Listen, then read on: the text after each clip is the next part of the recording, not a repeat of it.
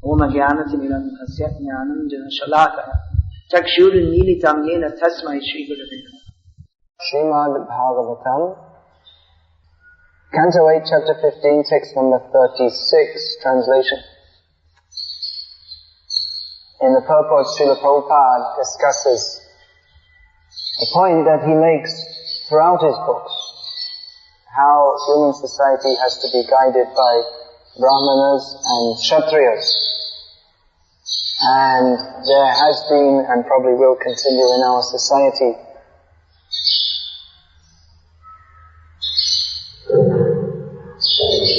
Hare Krishna, editor, is always correcting for the benefit of all. Srila Prabhupada in the purport speaks about Brahmanas and Kshatriyas. This is a theme which is continuing throughout his books and which continues to be discussed in our society. Different devotees have different ideas. Well, what does this mean actually? How are we supposed to implement this? I was just reading yesterday, one devotee was saying we have to divide our own society, ISKCON, according to Varnashram lines. On a broader perspective, Srila Prabhupada, he wanted our society to guide the world and for Varnashram society as much as possible to be re-established throughout the whole human society. Srila Prabhupada had expansive plans, just like we see here. Bali Maharaj had expansive plans how to conquer the universe, and he actually did it by force of arms, or, as is more correctly stated here, by the blessings of the Brahmanas, he became able to conquer the heavenly planets. Because Indra lost the favor of the Brahmanas, of his own guru, due to insulting him, and because Bali Maharaj got the favor of his guru, who was his guru and Brahmana, although according to the most correct definition of the term guru, he was not actually qualified to be a guru, because a Vaishnava guru, Nasya, even though he was mantra tantra visharada, he was this, Shukracharya was expert in mantras and tantras. Shatkarma Nipano, he was very expert in all kinds of karma kanda activities, but he was a Vaishnava, so he was not actually qualified to be a guru in the most correct sense of the term guru, because guru means one who leads us to Krishna. Guru means who knows the absolute truth, who is, he is Brahmanishta, he is fixed up in the absolute truth. So, who is actually guru means devotee of Krishna. But nevertheless, because he was a Brahmana, although not in the topmost stage of being a Brahmana, he was powerful by following the Vedic ritualistic activities and keeping himself pure. Brahmana must always be pure. That's why the Brahmanas, they gave the idea of asprishyata, untouchability. Why? Because the Brahmana has to be pure, because he has to worship the Supreme Lord. So anyway, even the Karmakandya Brahmin we see, like Shukracharya, he became powerful by following the Vedic processes. Powerful in what sense? Powerful for performing materialistic activities, for blessing his disciple that he could conquer over the heavenly planets and conquer over the demigods. Of course, he didn't become so powerful that he could liberate his disciple from birth and death.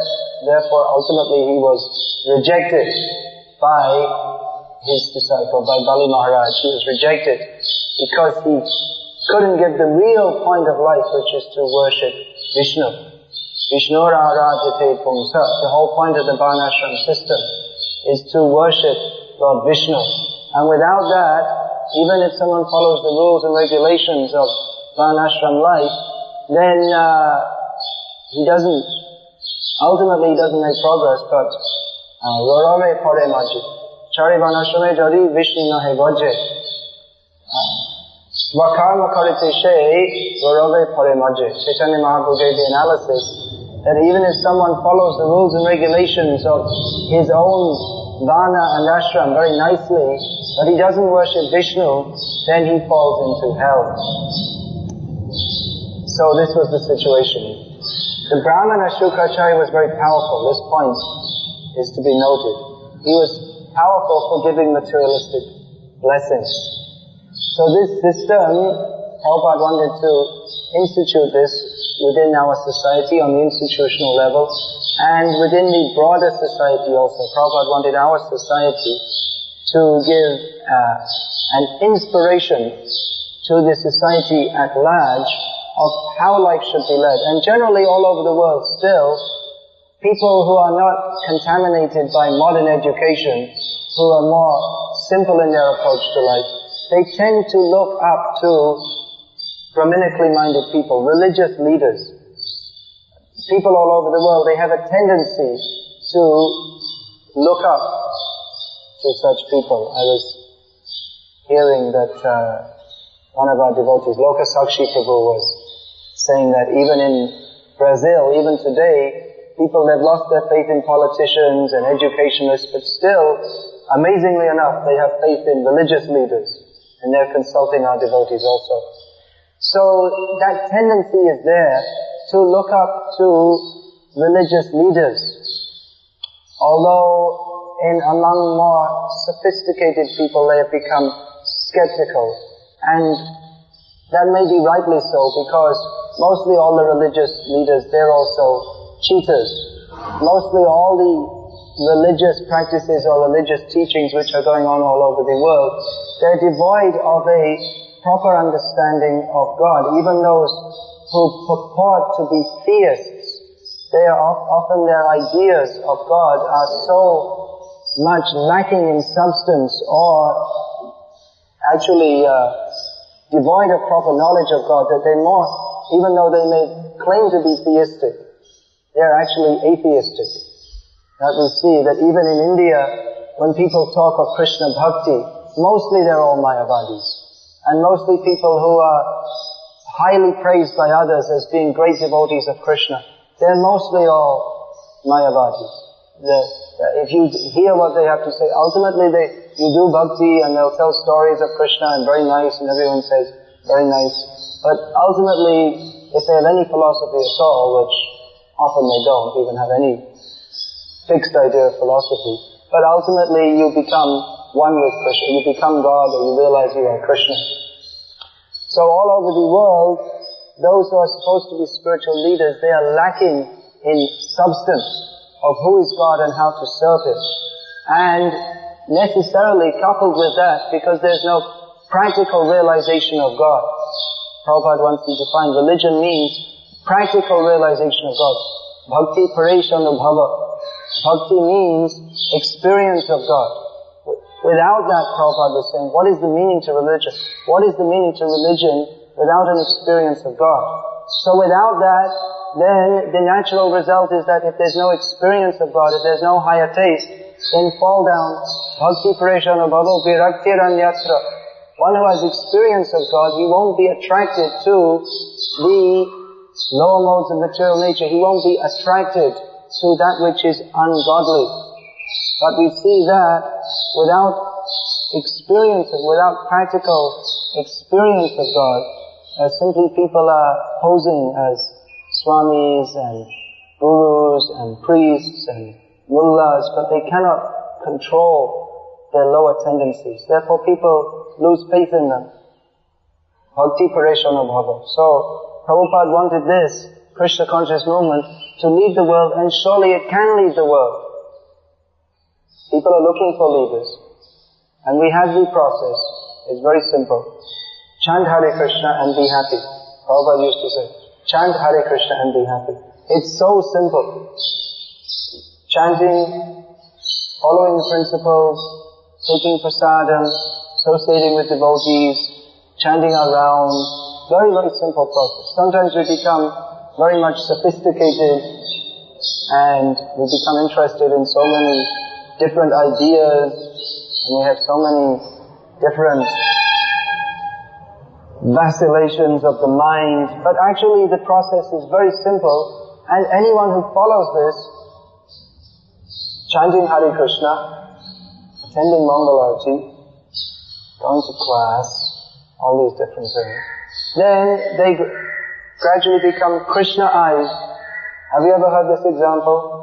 Prabhupada said that if an iron rod is put into the fire, it becomes hot. Has anyone ever heard this example before? I hope we've all heard it hundreds and hundreds of times. Prabhupada used to give this example many times, because it's such a good example, fitting example from the Upanishads actually, that if we simply remain in the fire, then we become warmer, warmer, warmer, warmer until we take on the nature of the fire. So if we become absorbed in hearing about Krishna, chanting about Krishna, serving Krishna, by following the simple process which has been given to us by Srila Prabhupada as the representative of all the previous acharyas, who all did the same thing in their own life. Acharya means who teaches by his own example. So Prabhupada gave us the same thing. And if we follow that, then we become warm, warm, warmer, warmer, and we become Krishna conscious. That's all, very simple. And then we can lead others. As Prabhupada mentioned in one purport, that anyone who follows this process, they chant 16 rounds and follow the regulated principles and read his book, then they become qualified to become a spiritual master and lead the world. So it's a very simple process. And if we follow that, then gradually we're wondering how this varnashram system will be installed in society. But gradually it will all happen by the mercy of Krishna. That's how things work in Krishna consciousness. They don't work by making 5-year plans or 10-year plans, although we may do that also. But the active principle is the mercy of Krishna, which is received through the spiritual master, Yasya Deve Parabhakti Yatha Deve Tatha Guru, Tatyaite Katitahyata, Prakashante Mahatmanaha. Everything becomes revealed. How to do this, how to do that, what to do. To those who have implicit faith in Guru and Krishna, then all the imports of the Vedic knowledge become revealed. Just like Srila Prabhupada. He went to America and he saw the people, how are they living, what are they doing, and accordingly he preached the message of Bhagavad Gita to them. But he preached the message of Bhagavad Gita. He saw the American people, what is their mentality, and then he preached the message of Bhagavad Gita. He didn't preach any other message. He took stock of what the situation was, and then he gave the same message, old wine in new bottles. The same message. Maybe little adjustment here and there. Devotees going for Harinam, maybe wearing their shoes, and preaching in English language instead of using Sanskrit words. He may say 3 modes of material nature, but same message, and that is powerful.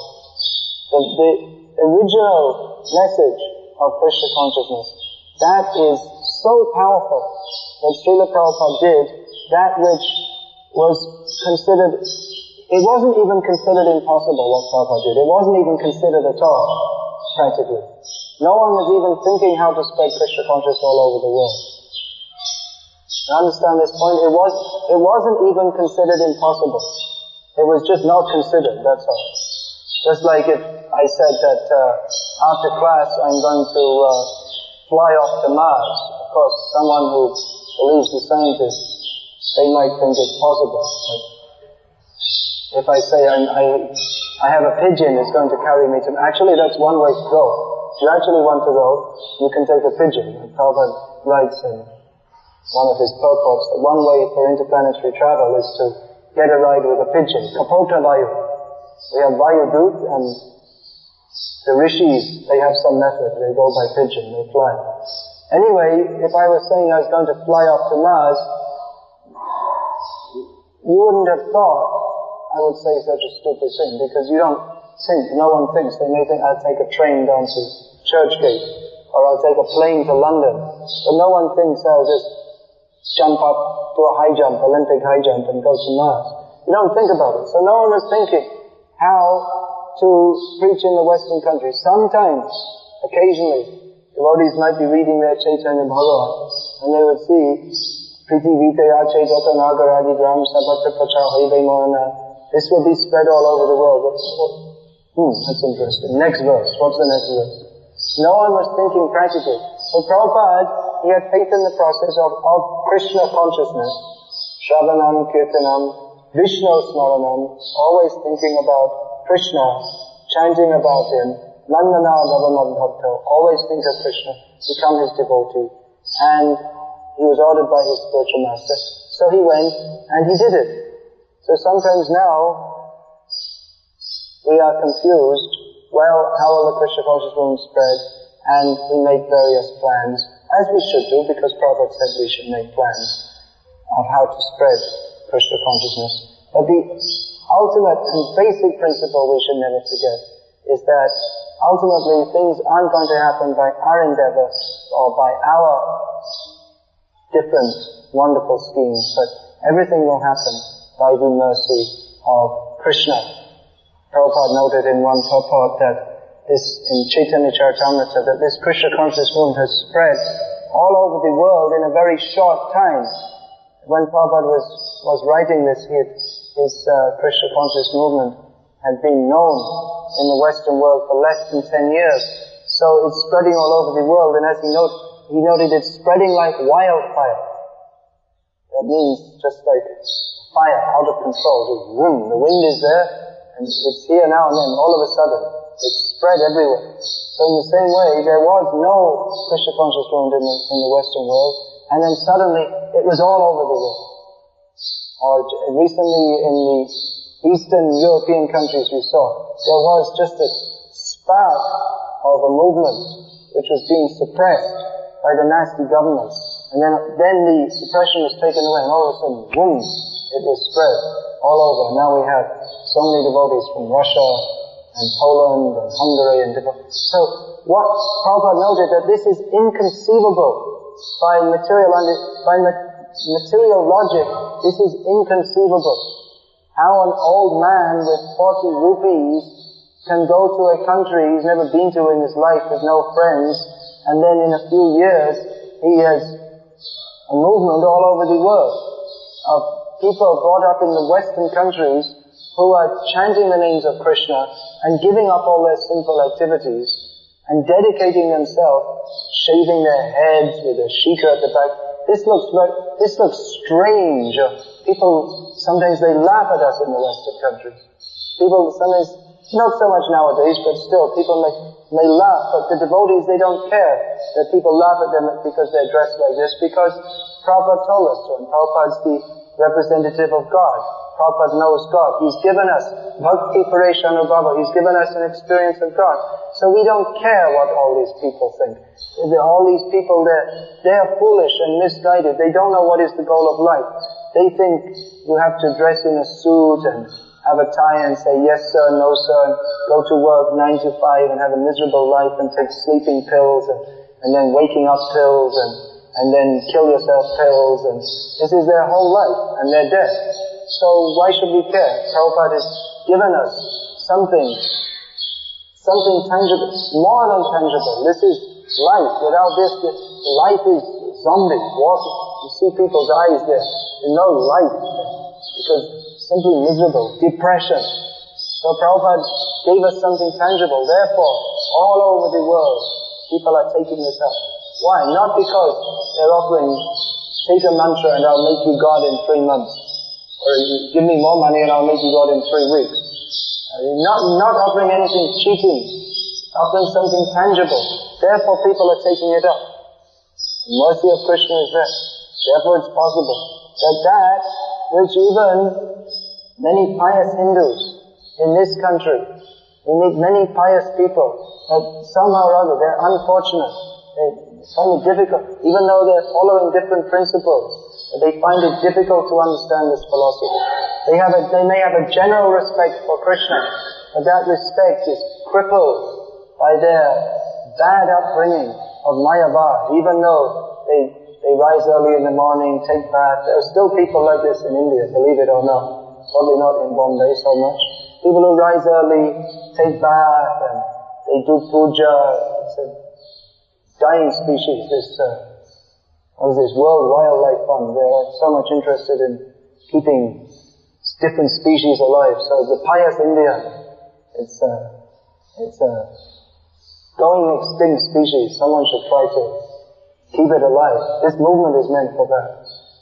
So anyway, there are still people like that who rise early, they chant some mantras, but this life of Krishna consciousness, they're not getting that. They're mixed up with Mayavad. So even though there are so many pious people in India, but even they couldn't imagine how this movement has spread so wonderfully all over the world. It was going on by the mercy of Krishna. So how will this Varnashram society be established? How will this Krishna conscious Prabhupada movement, Prabhupada many times used to say that this Krishna conscious movement will go down in history for having changed the course of the world. So we're wondering, I hope we're wondering, how this will happen. So how it will happen? By the mercy of Krishna. And how to get that mercy of Krishna? If we simply stick to the same principle, formula that Prabhupada gave us, that follow these principles and preach. Chant Hare Krishna and preach. And people may not like it, doesn't matter, go on, preach. They don't like your philosophy, don't change it, then you're finished. If we think, well, people don't like certain things that Prabhupada used to say, but actually we shouldn't say this, we shouldn't say anything like recently I heard one of our devotees saying, we shouldn't say anything controversial. So I was surprised where he got this idea from, because he didn't get it from Srila Prabhupada, because Prabhupada said so many things which were considered controversial. Practically everything he said was controversial, because everything he said went against the grain of materialistic society. If we want to be considered respectable and nice, like the Salvation Army or something, then we can compromise everything. But if we have to say what is in Shastra, what has to be said, Nanam Dushkriti Mudha. If you're not a devotee of Krishna, Dushkriti and Mudha, these two favorite words, means rascal and fool. So anyone who's not a devotee of Krishna, he's a fool and a rascal. So we may not say to everyone directly as soon as we meet them that, my dear sir, you're a fool and a rascal. We can give them Prabhupada's book. That is better preaching. In most cases, that will be the best preaching. They can read Prabhupada's book and read how Prabhupada explains to them very clearly that, my dear sir, who are reading this book, if you're not Krishna conscious, you're a fool and a rascal. And change your life. And people who do read Prabhupada's books, they do change their lives. So this, we're seeing all over the world, there's tremendous scope. Many, many people, they're reading Prabhupada's books, they're interested in this philosophy, they'd like to know more. So the scope is there, just like there was an explosion of Krishna consciousness when Prabhupada came to the Western countries. And there was an explosion in Eastern Europe. So that can simply increase